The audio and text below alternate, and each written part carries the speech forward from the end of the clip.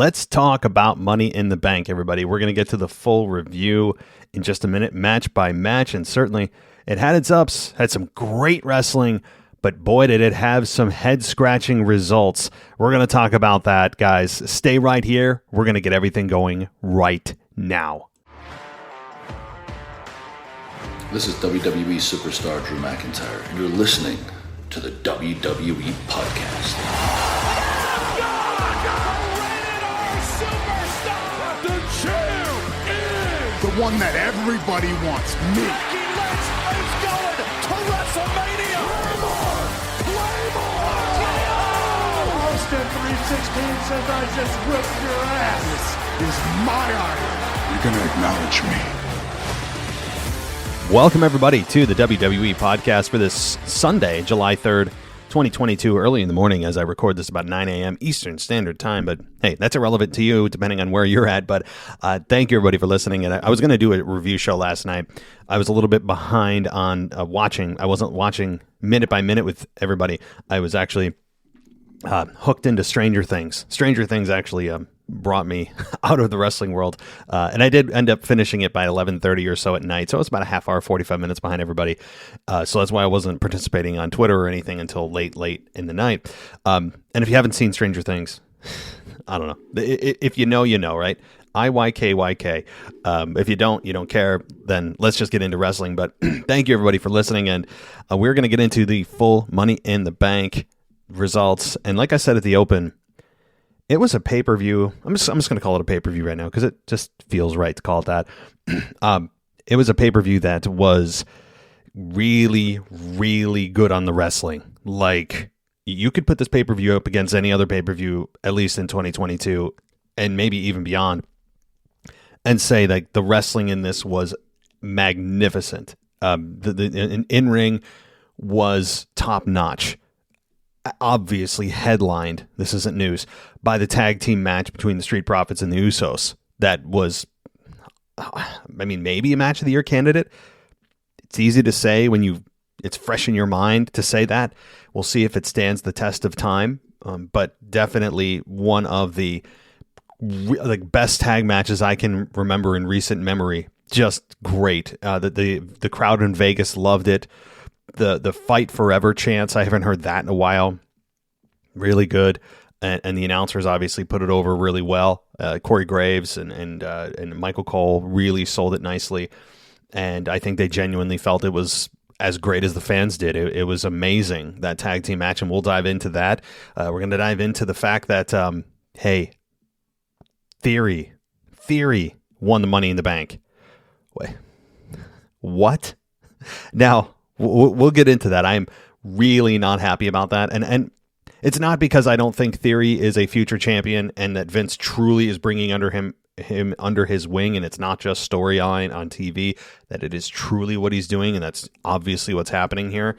And so we're gonna dive into that little gem in just a couple of minutes too. But first, if you haven't joined us before, welcome. I know that on these pay-per-view premium live event weeks, we gain listeners, and I hope that if you're listening for the first time, you consider staying with us, because we produce, I think, a podcast every day. We have about 9 shows a week. It's crazy, and that's because we have a great team here. It's not just me. It's a team effort, from our NXT reviewer, Zach Smith, to our Retro with Anthony DeMarco, to our Mimi Burris, who covers AEW. I mean, we've got it all. So I'd really recommend and hope you stick around with us as things go on, and we now dive into SummerSlam season, because that's where we're at. We are now in SummerSlam season, and it's still this month. I can't remember the last time SummerSlam was in July. I don't even know. I don't even know the last time SummerSlam was in July. It doesn't feel right. It's like there's a glitch in the Matrix. Something's wrong. It feels like it should be mid-August or the third week of August, not the last week of July. It's something's wrong. But it is what it is right now, and we are living in the Matrix. So let's play the game. And it's July 30th, and it is headlined by Brock Lesnar, Roman Reigns for the last time. So that's the one thing we can all hang our hat on. It's the last time, or so they say, of Brock Lesnar versus Roman Reigns in a last man standing match. Hey, well, I think unfortunately we all know the outcome of that one. as Brock Lesnar just gets brought back to lose and lose and lose and lose. So that'll be the build for the next 3.5 weeks. 4 weeks, 4 weeks as we get towards SummerSlam. We have a lot of time to talk about that, but let's before we get going, guys. Again, if you're new, I really encourage you to go ad free. I know ads can be disruptive, and if you don't want them, Patreon.com/WWE Podcast offers $1 a month that allows you to get into the door and get all episodes we produce, every episode we've ever produced, ad free, among a bunch of other stuff. So. Alrighty. And catch me on the WWE Slam. I don't know if you guys have done that. It's a 1 hour video show that I'm doing now. It's on the DuPont Network, DUPONT. So go to DuPontNow.com, sign up, and you can watch me every single Saturday night. Just talk about wrestling, talk about what's going on, talk about Raw, SmackDown, and all the news stories that are going on that week. So check it out. I record the show on a Wednesday, usually Wednesday morning. So that week's SmackDown I actually don't see, but I will be in depth covering Monday Night Raw and any news that pops up until the time I record. So keep that in mind. But guys, let's dive in. Let's just jump into it here. And they opened with the women's Money in the Bank ladder match, and I have to say, I thought it was a good match. The women really put it all out there. Do I think it was as good as the men's? No, I don't. But for all things considered, when you look at women's wrestling and sometimes where it is and the results you get, this was a good match. Now, there were some kind of weird spots, ones that really kind of make you hold your breath too, with Becky Lynch doing that ladder spot on Asuka, who was laying horizontally on the ladder on the outside of the ring, and Becky doing her butt splash that I mean she had to have cracked one of Asuka's ribs. I mean, it looked very unsafe. I mean, you could have just done a splash or something. I don't know what she was going for there. It was very, very weird, and I don't understand the need for that. And it's super high risk for what? I mean, there's no margin for error. I didn't hate the spot. I just go, what was that? Right? You look at that, you're like, what was that? And Asuka seemed to be in genuine pain, as understandably she was. But anyway, outside of that, we had some weird spots between Asuka and Lynch kind of throughout the match, but we had Lynch dive off the ladder and Morgan bounce off the rope, which ended up being the determining maneuver for the victory for Liv Morgan, who did win. Now, I called Becky Lynch to win. She didn't, so I lose. Liv Morgan was a good candidate to also win this because she's the sentimental favorite. She's the one that hasn't won the belt yet, as they said on air. I think Corey Graves said, always the bridesmaid, never the bride. And that's been the case for Liv Morgan for many years, 7-8 years she's been with WWE. Now they can stop putting things on her resume on screen saying she loves to play video games and has been a fan of WWE her entire life. That's literally what they put on screen a few weeks ago on Raw. It was embarrassing. And people are saying to me, I made a TikTok about this where I said, and I pointed it out, where, how sometimes the wrestlers come out, they put the graphics on the screen with their accomplishments or things they've done during their career. Whether or not people really read them or not is another story. They don't flash it for very long. But when it's on screen, you typically see like 2-time champion, Royal Rumble winner, whatever. All they could come up with for Liv Morgan was that she was a lifelong WWE fan and she loves to play video games. I'm not kidding. And people are like, well, what accomplishments does she has? Well, she hasn't done. She's never been champion. Okay, well, you can't put how long she's been in WWE. Signed with WWE in 2015, whatever it was. Former member of the Riot Squad. I mean, there's things you could say, like has had X amount of victories. Why not just say she's had this many victories? Keep out the losses, of course. I'm not going to put that on there. But I don't want to hear it that she hasn't accomplished anything. If only being women's champion, if that's the only accomplishment, then you're not going to have much there. I mean, if winning the Royal Rumble or only being women's champion is something you can put there, then that's kind of an unfair standard. And it's also a little bit deceiving that you haven't actually achieved anything. So I don't know. It was super embarrassing and just ridiculous. I wouldn't even put that for somebody that just debuted. I wouldn't even put that on somebody that just came up. I don't care if they just, came up from wherever. Like, they didn't even go to NXT. At least put their previous accomplishments, former, I don't know, track and field, I don't know, whatever. Like, just put something in there. Except they play video games. Is that what suddenly qualifies you? I don't know. I'm not kidding, guys. Like, this was ridiculous. But anyway, see how quickly I get off the damn track. This was a decent to good match. Now, people were behind Liv. They liked Liv. They also really liked Becky Lynch. Really liked Becky Lynch. Like, and Becky Lynch came out. She was the very first person on the show. Very first person to come out. It's interesting they did that, because that spot for somebody coming out at the beginning of the show is usually reserved for a babyface to get the crowd going. It's, the crowd is at its freshest, at presumably its highest level of energy, because it's the beginning of the show. And they gave it to Becky Lynch. Interesting that they did that. You normally don't do that. Now, she is the biggest star in the match, yes.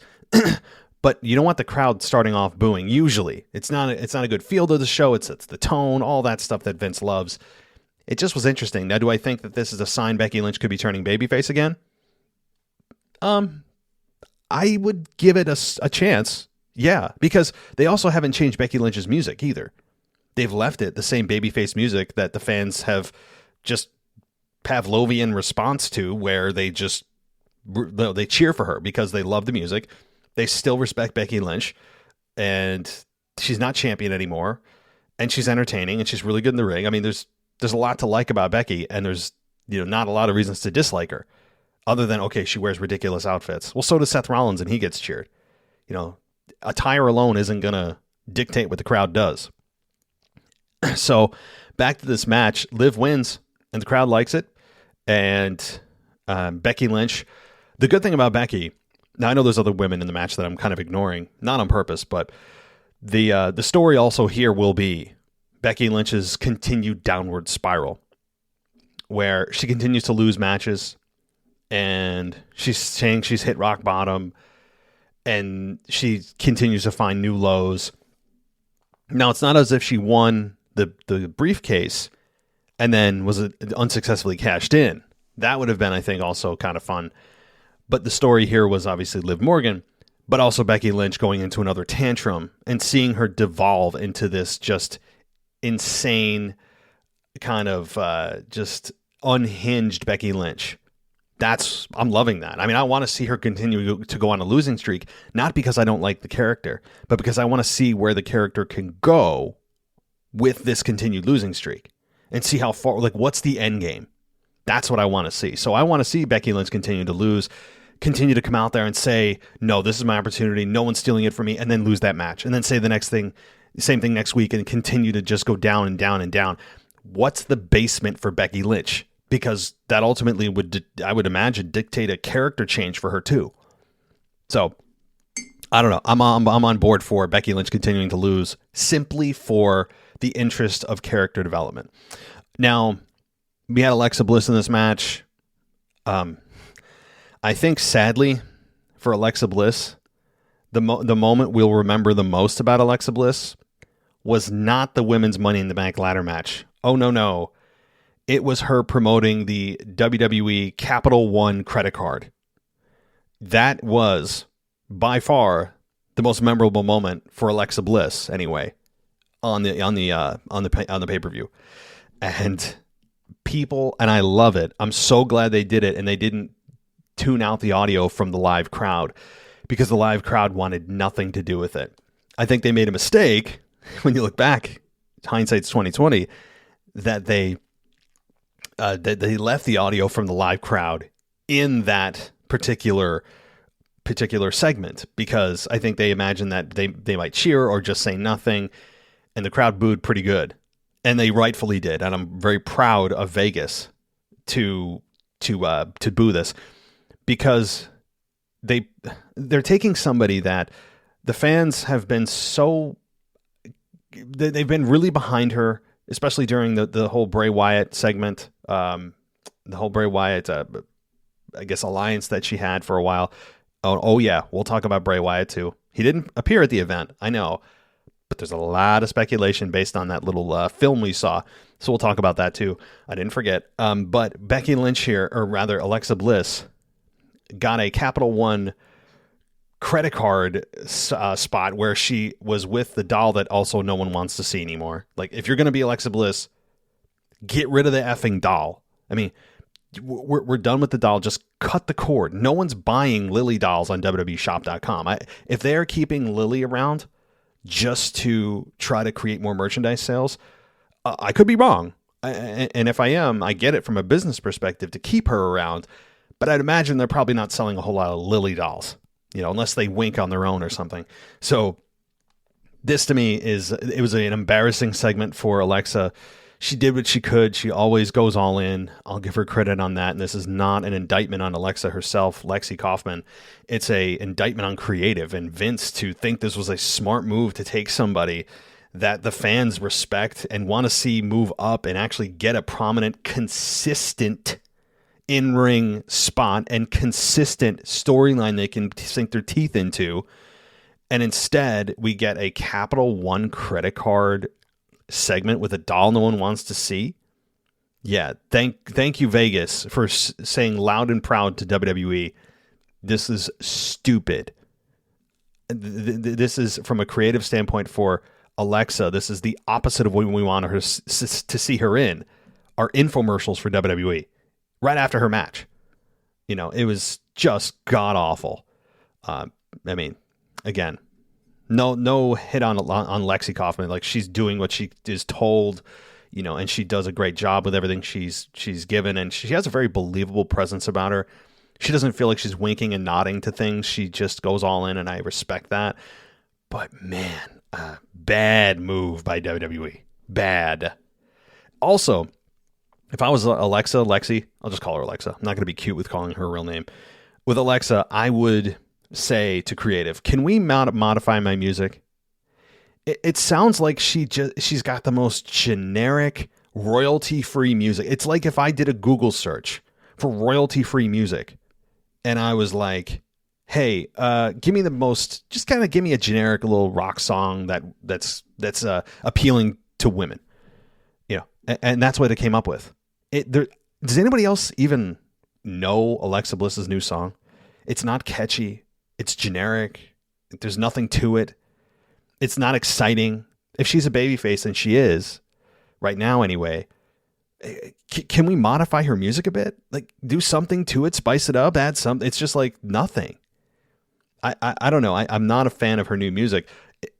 I would have just kept her previous. Why not? If you're just going to go back to the to Alexa's original character before she became part of the Fiend, then go back to that. Fine. It was way more appealing. And that's also kind of an issue with most of the women's music. No one's really brought this up, and I'm just thinking about it. So that by default makes it a good idea. But no, for real, I think the women's division as a whole, at least the women in this match, outside of Becky Lynch and Asuka, do not have distinctive entrance music. Now, is this going to make or break a character in the long term? No, but entrance music is extremely important. It gets the fans excited. It's part of your presentation, a big part of your presentation. And can anybody tell me the differences between Raquel Rodriguez, Lacey Evans, Shotzi, and Liv Morgan and Alexa Bliss's music? Or I'm sorry, Liv Morgan does have the little tune at the beginning, so I'll give her that. That's distinctive. But Raquel, Lacey, Shotzi, and Alexa, can anybody tell me the differences between them right off the bat? I mean, without listening to them, no. But you know immediately what Becky's sounds like. You know immediately what Asuka's sounds like. You know immediately what Liv Morgan's sound like. I didn't mean to go on a side rant there, but I think music, it's something being overlooked right now. And if I was Alexa especially, I would say, can we find something different? This is not catching on. It's generic and it's boring, especially for somebody the status of Alexa Bliss, who, boy, I'd love to put truth serum in her. I really would. All right, we'll get to Liv's cash in later, but I'm trying to follow what's going on here on the pay-per-view side of things in order. The United States Championship, Theory versus Bobby Lashley. The crowd here was really behind Lashley in a way that I was surprised at. They were really behind Bobby. And I'm not complaining. I think that's awesome. Bobby Lashley is a guy that the guy's a superhuman. I mean, he's the definition of machine. I mean, he is the definition. I me's like directly from Skynet or something. There's a Terminator reference for you. But he's a guy that is he's looked the same. To be able to maintain the physique he's had for 15 years, you have to be, something beyond human. You have to be. The guy is crazy. And yeah, he's not excellent on the mic. He's improved, certainly improved, and I'll give him that on the microphone to a respectable level. So that's great for him. But in ring, I don't think we really recognize that he's not just a power guy, that Bobby Lashley's a guy that can kind of do the flips and flops and flies, especially when you have a great opponent like Theory. Now, I'm not saying Lashley does 450 splashes, but he's more coordinated than we think he is. You look at a guy because he's so jacked, and it's taken time out of at least for me, taken time to rewire my mind that not all guys that size are going to just move very kind of slowly and methodically and just worry about power moves. He doesn't wrestle the way that he looks, which is a compliment to him because he's so versatile in the ring. Now, this match was really good. I mean, it exceeded my expectations. Again, the theme here is great wrestling, questionable results. That's kind of the tagline for this pay-per-view. But this to me was one of the matches that it was a shining star of the show. It wasn't the match of the night, but definitely top three, and it was really good. Now, as I'm reading, because I don't want to forget some of the highlights here, it said that Theory excelled as his smarmy self, drawing boos from the audience, and Lashley's power spots, and included, oh, that's right, that catch that he made into a military press. Are you effing kidding me? Even Corey Graves was like, yo, what? Who is this guy? And it's so impressive because it was a smooth catch. And to catch a guy the way that Lashley did, and if you guys have to know what spot I'm talking about, right? Where Theory was jumping off of I think it was the second rope, and it was from the outside of the ring, and he caught Theory in a military press position. How the hell and the control that he had with Theory, there was no sloppiness. It was a perfect catch, and the muscle control and strength you have to do that. It's crazy. So props to Bobby Lashley, and props to Theory. I have nothing against Theory at all, even though I'm going to crap on the decision, which I've already given you guys about the men's Money in the Bank. I don't think that that Theory himself is in a position he shouldn't be in. I really like where he's at, and I like the fact that he has shown himself here. And at the end of this match, now Bobby Lashley did win. He got the hurt lock, and we had Theory tap out. And I said, okay, I'm thinking this is a guy that they have high hopes for, and they had him lose to Lashley. No shame in that. And it's the slogan of, or the perception or the goal of winning while you're losing, or I guess being able to win even when you lose a match. That means when you lose, fans still elevate you higher in their minds.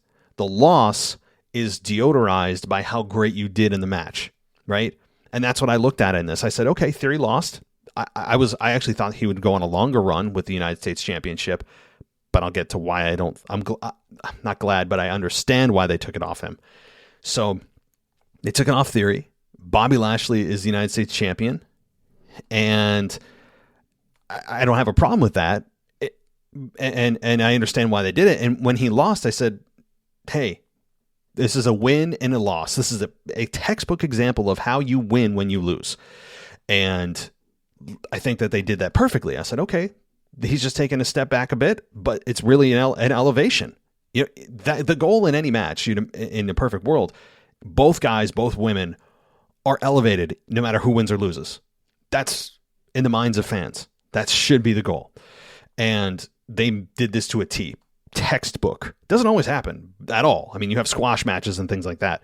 But in matches like this was perfect.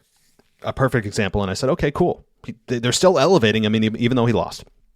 But I also, in the back of my mind, thought, they took the belt off him.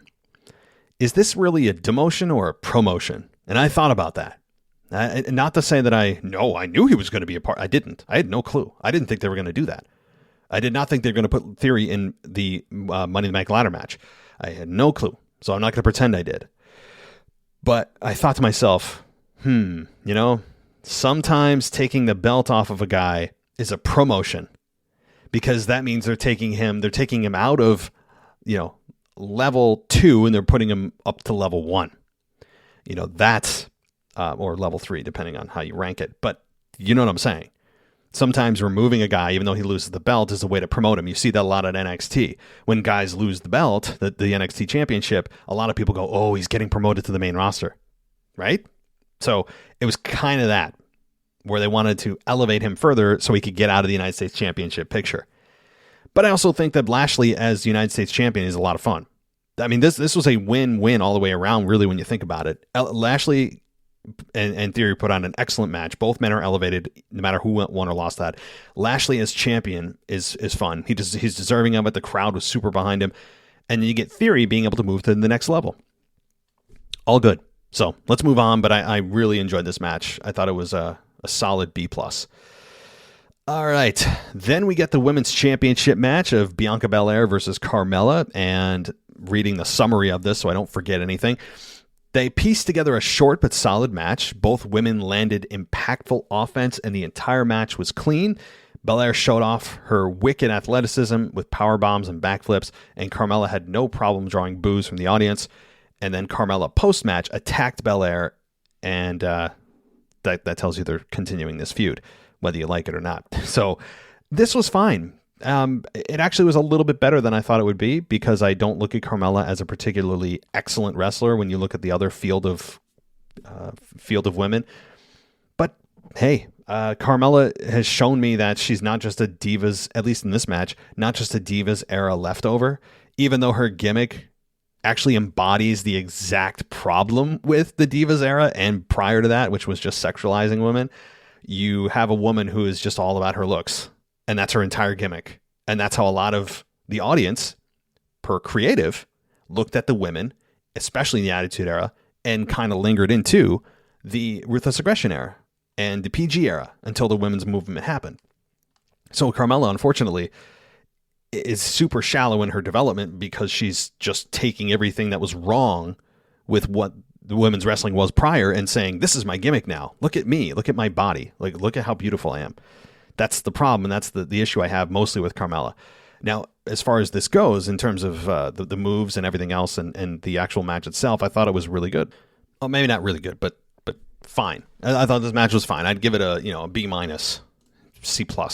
I mean, in terms of what Bianca's capable of, and also when you look at, and it's not fair to, but when you compare it to what could have been with Rhea Ripley, yeah, it maybe takes it down a half a grade or two, just because of the fact that you know what kind of match you probably were going to get with Rhea and Bianca.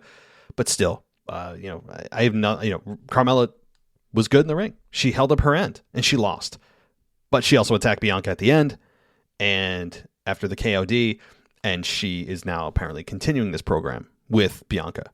So I hope that doesn't happen, because I'm ready for Bianca and Rhea, if Rhea's ready. All right, let's get to it. The Usos versus the Street Profits in a undisputed tag team championship match. Let me read. I know people hate this because, you're lazy. You don't do your own analysis.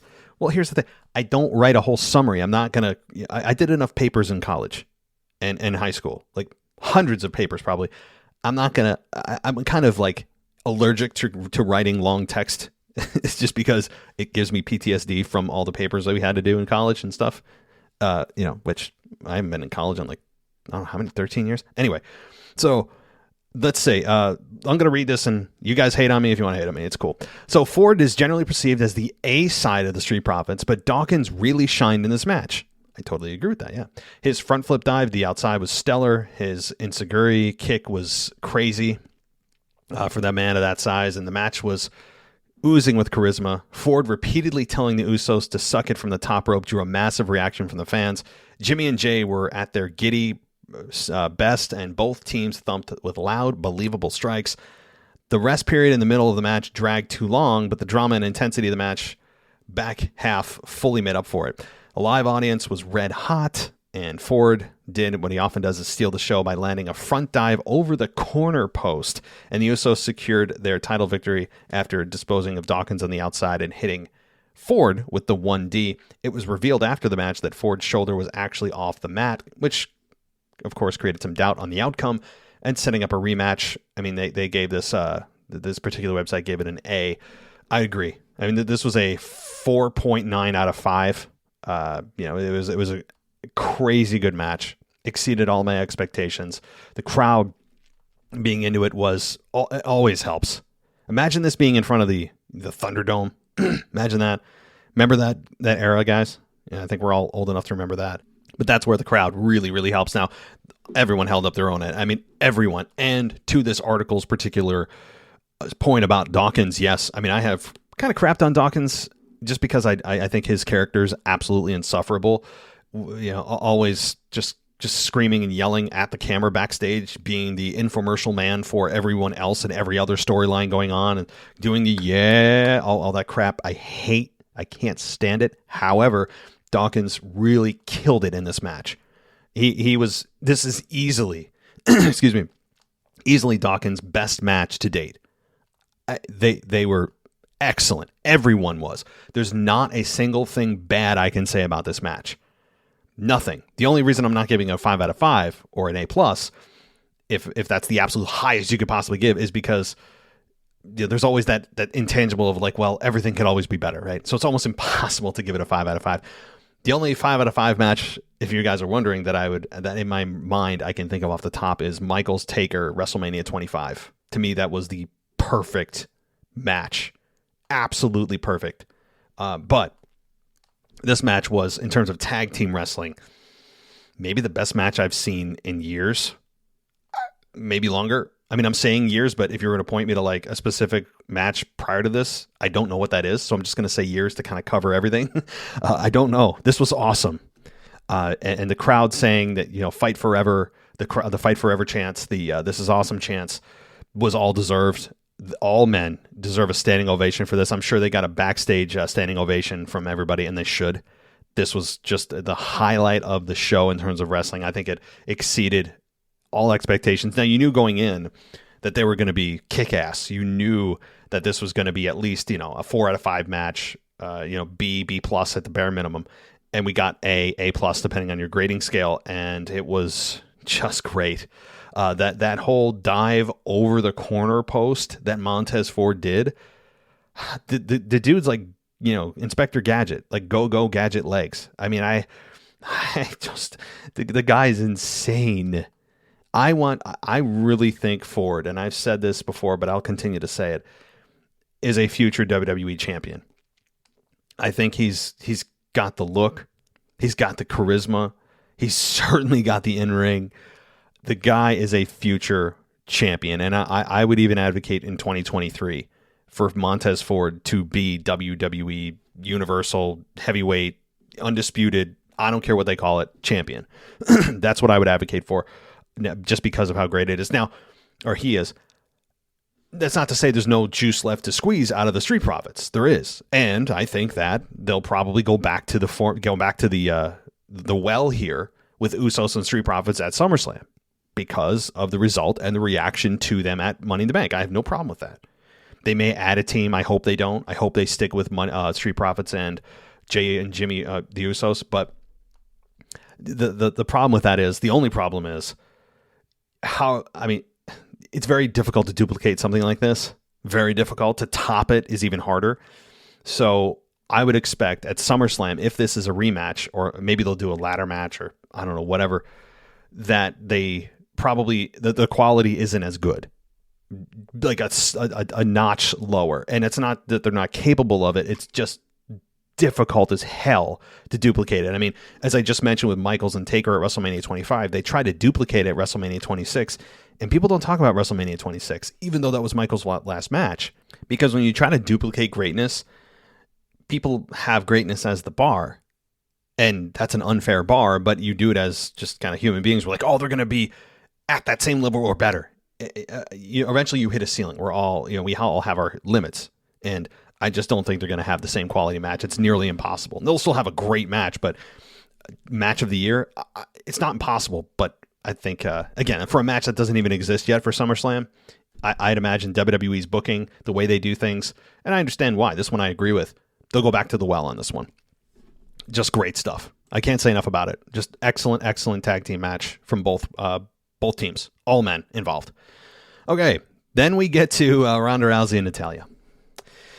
And I told you guys about this in my preview show with Grace.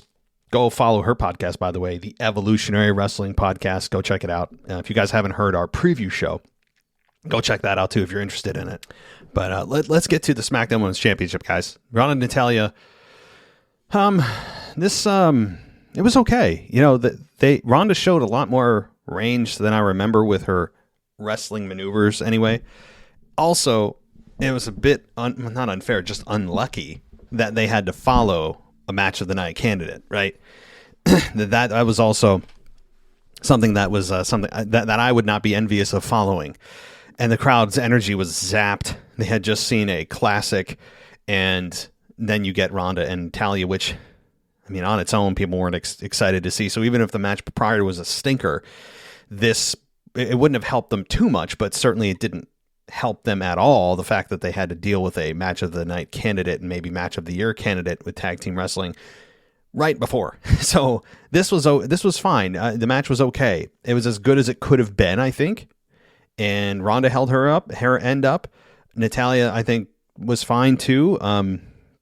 Now, Ronda hurled herself outside the ring, and I guess, there's barely any contribution from Natalya here on that particular maneuver, and there's a lot of exchange of submission holds at the end, which was good, I think. I mean, that's what the whole storyline was built on, is my submission superior to yours. And she finally got a trademark, her trademark armbar to tap out Natalya to retain her championship. And it was, I think it was fine. It was fine. Again, nothing that you'd be on the edge of your seat for. And the crowd reaction to Ronda is, if you're a babyface, if you're somebody that is concerned about such things in terms of reaction and casting and all that, you should be concerned about how the crowd reacted to Ronda. Yeah, it's not great. However, we did get Liv cashing in on Ronda, and she immediately cashed in. I didn't expect that to happen. And she, in an interview prior to this, after she had won, said to Sarah Schreiber, I think, that, oh, I'm so excited. I'm just going to go celebrate. I have an entire year to cash this in. Smart on WWE's part. It takes your mind out of the fact that she could possibly cash in tonight. That the purpose of that was to lead you astray, that you don't know when she's going to cash in, and we're going to make you think it's not tonight. And I think that was a very smart move. So props to anyone who came up with that little segment to veer us off the path. And Liv cashed in. I was worried that she was going to try to cash in, and for whatever reason, there's not an immediate ringing of the bell. Too many times we've seen cash-ins on the men's and women's sides where they try to cash in, and it's a failed cash-in because the referee and the timekeeper can't get their crap together fast enough, and the announcer has to announce it for some reason before the match has to start. I mean, it should happen immediately. The moment that the briefcase is handed to the referee, the bell should ring. There should be no delay, because how many times have we seen heels especially try to cash in on the vulnerable babyface, and the babyface is, the briefcase is handed to the referee, but the babyface takes down the heel, and therefore the briefcase wasn't ever really cashed in because the bell didn't ring, and it's just like this whole delay of time that doesn't need to exist. And in this case, there was still that, but it was minimal. And Liv went to kick Ronda. Ronda put her in the ankle lock, and I'm thinking, oh my God, if Ronda taps out Liv right now, the crowd is going to immediately turn on Ronda, and I want to see it. So for that purpose, for that reason, I wanted to see Ronda do that, retain her championship, Liv's a failed cash-in, and now you have essentially a heel Ronda Rousey. That would have immediately turned her heel, instantly. And it didn't, so I'm happy for Liv, and it was a nice moment, but I'm also a little bit sad that Ronda didn't turn on Liv, especially after the match. You can't even really call it a match. It was like 2 moves. But Ronda hugging and handing over the championship to Liv, I was not a fan of that at all, because I was thinking this is a huge missed opportunity, a perfect opportunity for Ronda to turn heel and attack Liv from behind, and boom, you have a heel Ronda Rousey. The crowd would have ate it up, and they didn't. So the roll up was a little bit kind of sloppy, I have to say. Like it was kind of a weird ending that Ronda was just rolled up by Liv. You know, she kicked her in her leg and then rolled her up. I was like, oh, okay. Well, you know, we get to the end result of finally seeing Liv Morgan as SmackDown Women's Champion, but it was a little bit sloppy in terms of the execution. Not the end of the world. Okay. Then, everybody, we get to the main event of the men's Money in the Bank ladder match. Drew, Seth, Riddle, Sammy, Madcap Moss, Sheamus, Omos, and Theory, who was a late addition to the match. It was announced by Adam Pearce. People speculated it was because of Vince on air. And Zayn took some serious abuse early as Moss tossed and slammed him into a bunch of ladders. Riddle was insane. I mean, the RKO on Rollins was crazy. Riddle, as expected, was just an absolute monster in this matchup. And we had a floating bro off the ladder onto like the entire cast in the ring. That was pretty crazy. Omos ran over a lot of the guys as expected. Omos didn't really shine in this match because it was a lot of just everyone ganging up on him to take him out of the match. They buried him in ladders. They put him through the announce table to just eliminate him from the matchup. So it wasn't really Omos's night to shine, and it doesn't have to be. The message here was that Omos is a huge threat. Let's all take him out, and they did. So the remainder of the field, again, teamed up. They put him through the announce table. Riddle removed Rollins from the equation after a super RKO, and you think maybe there's an opportunity for him to win, but Theory at the last second came in and captured the briefcase, and we have a Theory victory. It was, I think it was better than the women's, but not by much. And having Theory win here, I don't like it. And I guess let me say this. If John Cena came out at the end and maybe gave him an FU, boy, I'm thinking 2005 here. If he gave him an attitude adjustment or something, fun. But that's not what happened. And I'm mostly angry on behalf of Seth Rollins, who I think had the crowd in his pocket in terms of wanting to see him get a victory and be able to be the guy to take out Roman Reigns. Now you have Theory, who, based on the way they've booked him, could actually be the guy to now take out Roman Reigns. He could be that guy. And as I've been advocating for a long time, it should be a young guy, somebody on the rise, somebody from NXT, a homegrown guy. And lo and behold, right under my nose, we have that guy. We have a young guy, charismatic.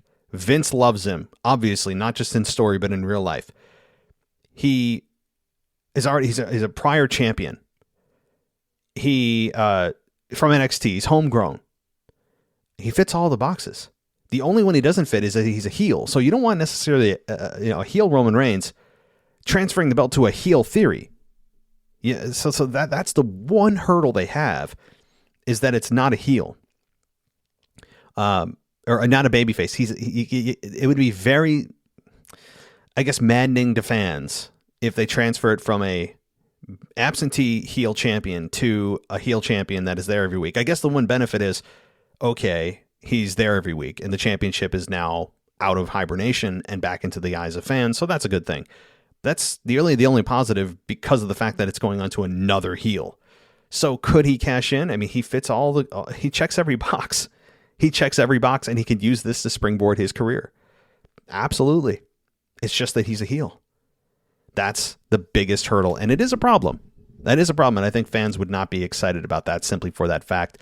But Riddle gets the victory. A very kind of ho-hum, just disappointing end, I think, is really what it was. You know, Vince has a new toy. That's what this is. Vince has a new toy. He is what Roman Reigns was to Vince. He's a guy that's young. He likes his look. He likes his body. He sees potential in him, and he keeps pushing him, even if fans say no. And that's exactly what this is. I mean, it's the embodiment of what Vince did to Roman Reigns. So that was something that I thought was just kind of a lame way to end the show. Is Theory wins and nobody comes out. Anybody else catch the fans like pouring out of the arena after Theory wins? Like people are just running up the stairs like to get the hell out of there, just kind of in disappointment, or maybe to not catch traffic. But it was just kind of like, oh, all right, well, where's Cena? Can somebody come out here? Now, the benefit also to this is beyond him cashing in, that we'll get to that, when it happens or when we speculate it could happen. But more of, in the short term, SummerSlam. I think now that he's no longer United States champion, Cena could easily come in. I mean, there's been a lot of speculation of Cena versus Theory at SummerSlam for a while. And if it was for the United States Championship, John Cena is not in the business of holding a championship right now. And that way, the belt's out of the equation. You can now get straight to Theory and Cena without any belts, just pride on the line. So that's a thing. That's if you're looking for Theory Cena, the evidence for it. That's evidence for it. So that is I think a good thing when it comes to at least getting John Cena back into the ring. So a couple more things. The light bulbs, the pictures we saw, and you see somebody walking, a shadow of a guy. I mean, how is it not Bray Wyatt, right? I think it's like the worst kept secret. Now, if it is Bray Wyatt, how exactly do they bring him back? They bring him back as the Fiend? They bring him back as just kind of the sweater wearing Bray Wyatt? Do they bring him back as something different? Just Bray? I don't know what they do. But a lot of the stuff we saw, and the biggest evidence to me was those Edison light bulbs that he used in so many of his promos. That was one of the biggest things. And I'd have to go back and examine every picture, which I won't. Some of you will. But to me, that's the biggest moment I remember in that quick video clip. And the announcer said, we don't know what that was, but continuing on. So they acknowledged it, but just said that, no, we have no clue, just being the, kind of ignorant announcers, which they have to be. But that's, to me, what it is. It has to be Wyatt. And I'm sure we'll see these video clips leading up to SummerSlam.